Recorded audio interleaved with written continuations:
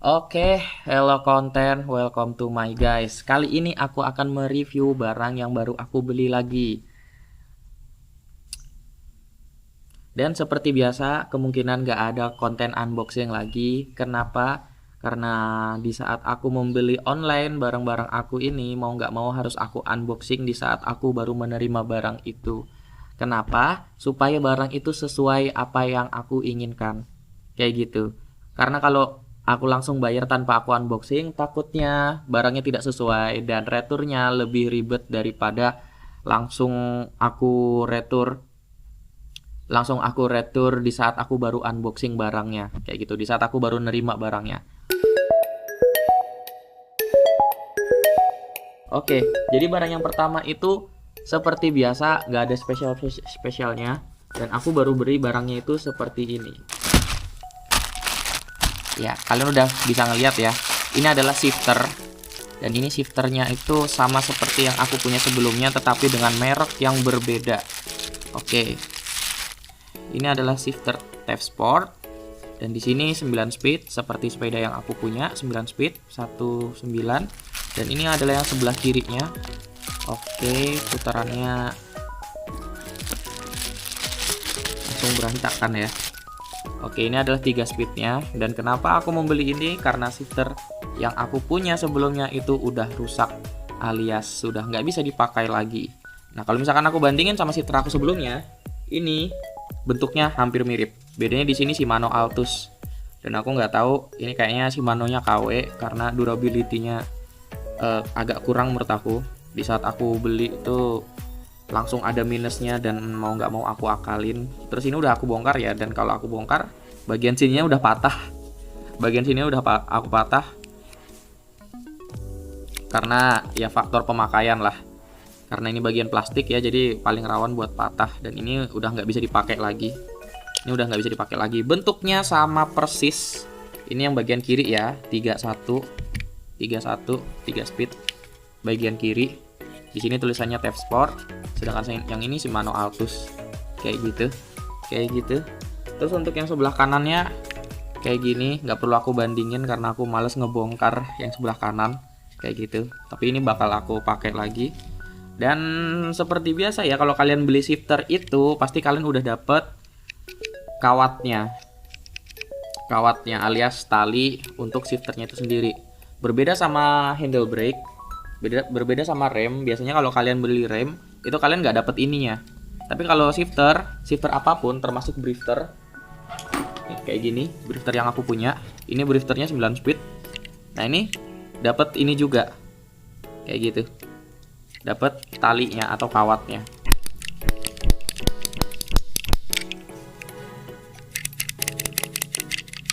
Kayak gitu. Terus standar umum ya, shifter yang buat yang sebelah kiri. Buat yang sebelah kiri itu biasanya dari semua jenis speed manapun, entah 7 speed, 8 speed, 9 speed atau bahkan 12 speed, itu biasanya bisa langsung 3 kali shifter, 3 kali shifting. 1, 2, 3 ya. 1, 2, 3. 1, 2. Kayak gitu. Ini sama kayak drifter yang ini juga bisa 3 kali shifting. Oke, itu 2 kali aja. Oke, yang ini 2 kali doang. Kita ulangi coba apakah bisa 3 kali. Oke, bisa sebenarnya. Oke, 3 kalinya itu yang pertama doang ya. Yang dari speed 9 ke speed 7 aja. Selanjutnya nggak bisa lagi kalau yang drifter ini. Habis itu, nah nggak bisa lagi habis itu. Ya, ini adalah sebuah minus dari drifter ya. Dan orang juga jarang banget pakai drifter kayak gini karena durability-nya, keawetannya segala macam kurang. Dan harganya lebih murah. Kalau kalian nggak tahu, dua benda ini biasanya memiliki harga yang kurang lebih hampir sama. Walaupun mungkin mahalan ini sedikit karena ini dapat handle brake-nya. Nah, tetapi aku saranin mending beli yang terpisah yang kayak gini daripada beli yang kayak gini karena durability-nya agak kurang. Terus kalau mau ganti, ini lebih ribet. Mungkin aku bakal kasih contohnya, harus bongkar atasnya ini dulu kalau mau ganti kabel ini. Sedangkan ini nggak perlu. Kalau kalian pakai ini, gantinya tuh cukup buka baut ini, terus ini didorong, dia bakal keluar. Kalau misalkan ini udah jelek, udah karatan segala macam atau putus, ini lebih gampang gantinya daripada drifter kayak gini, kayak gitu. Kalau kalian pakai ini, gantinya tuh cukup buka baut ini, terus ini didorong, dia bakal keluar. Kalau misalkan ini udah jelek, udah karatan segala macam atau putus, ini lebih gampang gantinya daripada drifter kayak gini, kayak gitu, kayak gitu. Oke, kita gulung ini dulu sambil kita nge-review benda aku yang lain. Oke, kita lanjut review benda kedua aku. Dan benda kedua aku itu apa? Ini bendanya sangat besar sekali menurut aku. Nah, apakah kelihatan? Wow, besar banget. Besar banget. Sepertinya posisi kameranya harus aku posisikan dengan yang lebih tinggi lagi. Oke, ini adalah benda yang bakal aku unboxing selanjutnya. Di sini ada tulisannya Shimano. Jadi bendanya ini bertulisan Shimano. Habis itu kalau kita gedekan lagi, oke, besar banget ya. Di sini ada tulisan Shimano-nya juga, front chain wheel. Oke, ada tulisan mereknya. Habis itu kalau kita dekatkan lagi, gede banget lah pokoknya ini. CMM bla bla bla bla bla bla bla bla bla. Oke, kayaknya harus aku lepas kameranya. Jadi ini ada tulisannya FCMT210 strip 3 3 kali 9 feet. Oke, ini FE dan bentuknya seperti ini. 68 mm, 73 mm, casual, city, 40 30 22T, 170 mm, W strip O. Oke, itu di sebelah kanannya. Di sini nggak ada tulisannya. Habis itu kalau kita balik lagi, nggak ada tulisannya lagi di sini. Nggak ada tulisannya lagi di sini. Dan di sini ada tulisannya lagi Shimano. Oke, ada tulisan Shimano-nya di sini. Terus di sini ada tulisannya lagi. Di sini juga ada tulisannya lagi. Ada tulisannya front chain wheel kayak bla bla bla bla bla bla bla bla bla bla bla bla bla bla bla. Oke, kita lanjut reviewnya kembali. Sekarang mari kita buka bendanya seperti apa. Di sini udah ada tulisannya ya, front chain wheel. Front chain wheel dan saat kita buka wujudnya seperti ini aja lah cara bukanya ya. Kayak gini. Oh iya, gini. Baru dibeginikan. Terus di dalamnya yang kita dapatkan di sini. Dalamnya kita mendapatkan chain wheel-nya. Oke, nggak ada bagian lagi di sini. Ini sebelah kirinya ya. Ada tulisan Shimano-nya di sini.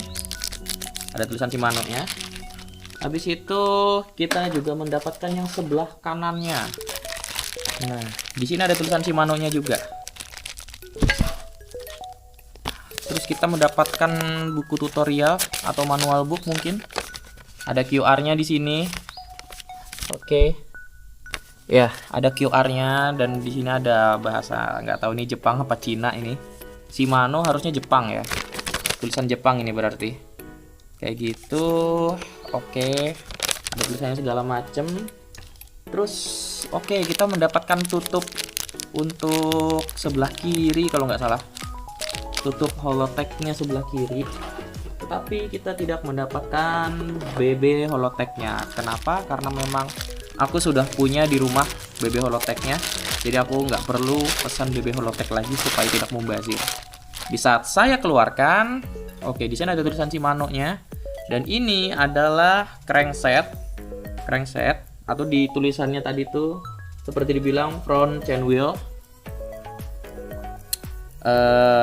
Cincin roda bagian depan, dan ini adalah triple speed kayak gitu. Ini triple speed dan sama seperti tulisannya, ini ukurannya 40 30 sama 28. 40 30 22. Jadi ini 40T, yang ini 30T bagian sininya, dan ini 22T. Dan ini chainringnya atau cranksetnya itu integrated atau integrasi. Di sini ada tulisan Shimano-nya dan di sini ada tulisannya lagi Megalite, kayak gitu. Megalite. Terus ini sebelah kirinya, coba kita buka yang sebelah kirinya. Oke, tangan aku kena minyak gitu. Di sini ada gemuk ya, kemungkinan udah dikasih gemuk, jadi nanti masangnya nggak licin. Terus di sini ada baut kunci L atau kunci heksagon, aku biasanya bilang. Ada tulisan Shimano-nya juga di sini, kayak gitu.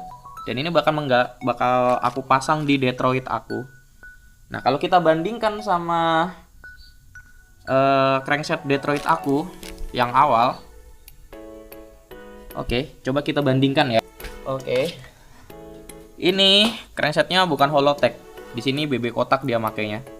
Tetapi BB-nya nggak bakal aku perlihatkan karena BB-nya sudah rusak, sudah hancur, sudah nggak layak pakai. Dan ini kondisinya emang lagi busuk-busuknya. Di sini sebenarnya ada tulisan Shimano-nya juga, tetapi luntur karena kegesek sama sepatu kulit aku mungkin. Ini yang sebelah kiri ya. Terus kita bandingkan sama yang sebelah kanan. Nah, kalau yang sebelah kanan masih ada kelihatan sedikit tulisan Shimano-nya. Ada kelihatan sedikit tulisan Shimano-nya. Dan ini sebenarnya juga bukan punya Detroit yang asli. Bukan bawaan Detroit yang asli.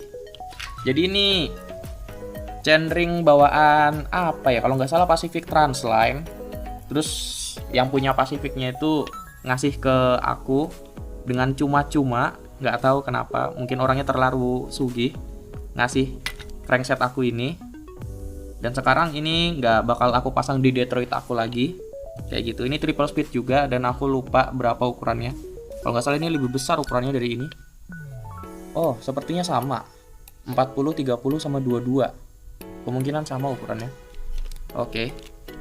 Dan kalau misalkan aku mau keluarkan punya Detroit aku yang bawaan, itu seperti ini bentuknya, bukan yang kayak gini. Ini integrated juga ya, by the way. Di sini mungkin ada bautnya, tetapi yang untuk speed 2 sama speed 1-nya itu integrated. Atau integrasi atau serumah sama armnya, sama cranknya. Tapi kalau speed 3-nya bisa dibongkar kemungkinan. Sedangkan ini itu integrated semua. Kayaknya speed 1, speed 2, speed 3-nya nggak bisa dilepas. Dia sudah sepaket sama armnya. Terus kalau misalkan mau kita bandingkan sama Detroit aku yang asli. Oke, ini baru punya Detroit aku yang asli. Ini yang bawaannya. Dan ini kondisinya busuk juga. Nggak ada mereknya sama sekali. Ini yang sebelah kiri dan ini juga menggunakan BB kotak. Kayak gitu. Karena memang Detroit bawaan aku masih menggunakan BB kotak. Dan nanti bakal aku upgrade dengan BB Holotech kayak gitu. Dan ini yang sebelah kanannya. Sebenarnya aku mau cari crankset yang kayak gini juga. Maksud aku yang chainringnya itu bisa dilepas. Dan ini triple speed ya. Tapi kenapa aku ujung-ujungnya malah beli yang integrated kayak gini? Karena ya harganya lebih murah. Dan semoga karena harganya lebih murah, durability-nya tetap awet. Karena yang aku lihat yang lebih mahal itu yang bahan dasarnya alloy, sedangkan ini besi. Ini besi bahan dasarnya, jadi dia lebih murah dan integrated. Mungkin ada minusnya juga karena integrated, chainringnya integrated, yang speed 1, speed 2, speed 3, jadi nggak bisa di-upgrade. Sedangkan yang kayak gini, ini bisa di-upgrade. Aku untuk chainring bawaannya yang ini ada, tapi nggak bakal aku perlihatkan karena nggak penting, kayak gitu. Dan chainringnya itu bakal aku pakai misalkan aku beli crankset atau crank arm yang kayak gini.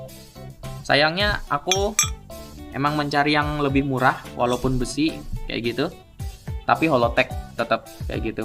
Dan ini mereknya Shimano ya, kayak gitu. Oke, kita lanjut sama barang yang ketiga. Dan ini adalah barang utama aku dan unik menurut aku barangnya. Kenapa bisa disebut unik? Karena nggak semua cyclist, nggak semua pesepeda memakai barang ini. Karena ini barang ini nih kayak barang opsional gitu menurut aku. Barangnya itu opsional. Barangnya itu tidak semua orang itu memerlukan barang ini, tetapi untuk aku pribadi, aku sangat memerlukan barang ini. Oke, di sini kotaknya biasa aja, nggak ada mereknya sama sekali, cuman ada QR sama tulisan 7CSE 8 apa B ini, 0 mungkin, 0 atau 8, D, BK, dan di sini ada tulisannya lanjutan kayak gitu. Oke, terus kalau misalkan kita unboxing, kita bakal mendapatkan sesuatu. Dan sesuatunya itu apa? Coba kita unboxing dulu. Nah, Ada yang tahu nggak ini barang apa? Nah, sebelumnya kita mendapatkan kunci L sama barangnya ini. Kunci L-nya ini aku nggak tahu ukuran berapa. Kemungkinan ini ukuran nggak tahu lah.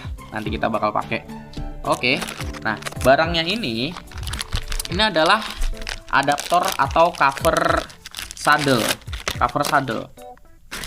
Dan ini sebenarnya suspensi dia. Dia ada pegasnya. Dan ini adalah alat untuk menambah suspensi. Di konten-konten aku sebelumnya, nggak perlu aku tunjukin thumbnailnya, karena banyak banget aku mengeluhkan. Di saat aku memakai Premiere aku, Polygon besi aku, Polygon Premiere aku tuh sering mengeluhkan pantat aku tuh suka loncat-loncat ketika aku ngelewatin makadam memakai Premiere aku. Karena Premiere aku kan banyak kecil ya, 150. Dan itu membuat aku hampir jatuh kayak gitu, jatuh ke depan gitu. Karena pantatku yang suka loncat-loncat ketika lewat makadam. Dan ini bakal dipasang di bawah saddle-nya untuk menggantikan suspensi. Untuk menambah suspensi dari saddle aku supaya pantatku nggak loncat-loncat lagi kayak gitu. Nah, cara masangnya gimana? Nah, aku udah melepas saddle bawaan Premiere aku. Oke, di sini tulisannya apa ini? Entity.